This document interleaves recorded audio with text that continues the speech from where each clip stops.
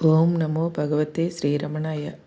శ్రీరమణ మహర్షుల వారు 700 గీతా శ్లోకాల నుంచి కూర్చిన నూతన క్రమంలోని 15వ శ్లోకం.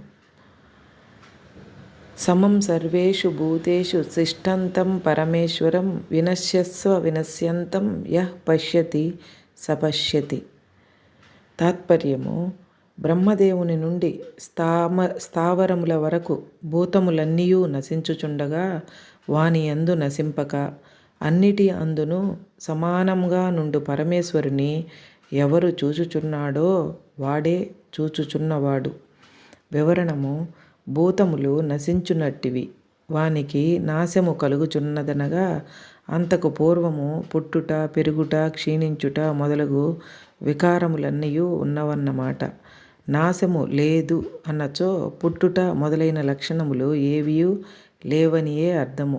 భూతములన్నీయూ నశించుచుండగా వాని అందున్న పరమేశ్వరుడు నశించుటలేదు అని అనుట వలన ఆయన వానితో పాటు పుట్టలేదనియే అర్థము. అనగా పుట్టుక నాశము లేని పరమేశ్వరుని యందు భూతము పుట్టి పెరిగి నశించుచున్నట్లు తోచుచున్నవన్నమాట.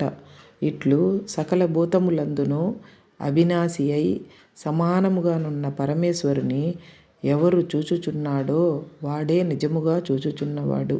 మరి తక్కిన వారు చూచుటలేదా? వారును చూచుచునే ఉన్నారు, కానీ విపరీతముగా చూచుచున్నారు. నేత్రరోగము కలవానికి ఆకాశమున చాలామంది చంద్రులు కనిపింతురు.